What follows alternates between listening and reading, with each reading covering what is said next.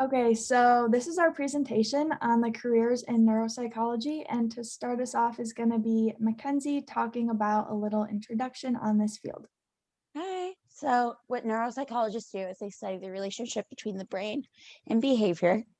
They understand the structure and the function of our brain and how it affects the way we act and the way we go about our daily lives. This field requires expertise in both behavior and in brain function. And they also, in order to get an understanding of these things, we perform evaluations to help assist in these diagnosis and or the cause of the result of the injury that has occurred to the brain. And now I will pass this on to Sarah, and she's going to explain more on where neuropsychologists work. Hi, so neuropsychologists typically work in clinical environments where they treat individuals. They work in hospitals, they work in universities. Professors and teachers are interested normally in the academic research surrounding the brain. They stay up to date with new research, and they work for industrial institutions, forensics, and legal obligations. And then they have pharmaceutical settings where they work, where they create new drugs for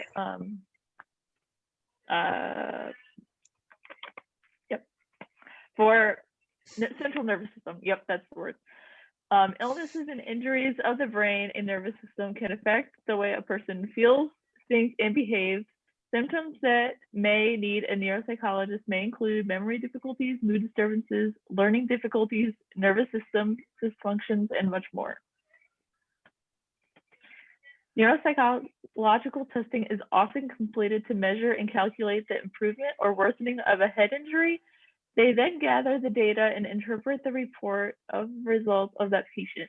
Then the neuropsychologist creates treatment plans and or therapy for the injured patient. And now I'm going to pass this to Jessica for treatment plans. Do you often think of the outcome of treatment plans? Neuropsychologists develop treatment plans by understanding how the brain functions and how those functions relate to the behaviors.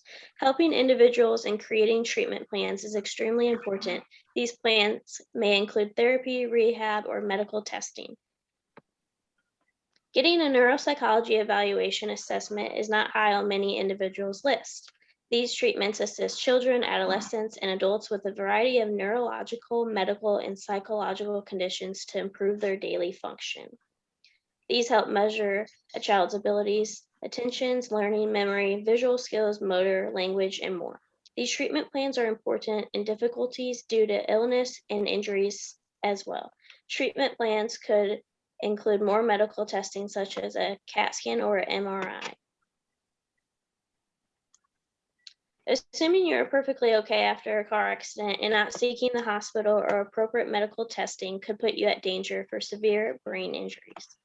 Did you know that 5.3 million individuals live with traumatic brain injury related disability in the US? MRIs are important in these scans to visualize the effects of mild traumatic brain injury or concussions. You might have a hard time identifying symptoms because they may not appear to sometime later down the road. And this is why MRI scans are important in neuropsychology. Now to Paige on the requirements of neuropsychologists. So we talked a little bit about what a neuropsychologist is, but what does it take to become one? Well, of course, you have to obtain a bachelor's degree, and you can go a couple different routes, either in psychology, pre-med, biology, or neuroscience. Then you go on to receive a master's degree, and then you go on to get a doctorate in either a PhD or a PsyD program based off of your preferences. But you have to make sure it's from an accredited institution. And then you go on to receive a license or certificate or different certifications for your specific specialization. But what about the job success?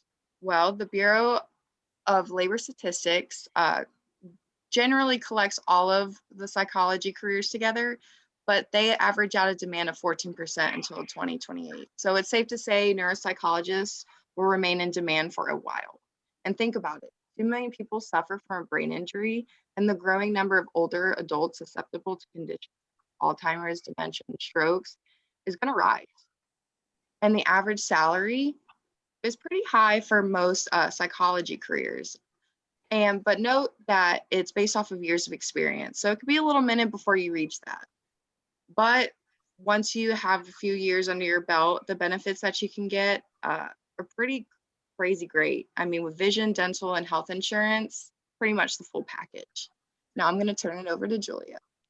So as previously discussed, the field of neuropsychology is very needed and in-demand career. And just to back this up, we have some statistics. So 795,000 people each year suffer from a stroke, and worldwide 50 million people suffer from dementia. So this is not all of the patients that they have, but just kind of showing how many people really rely on these neuropsychologists to improve and to get better after suffering a really severe illness.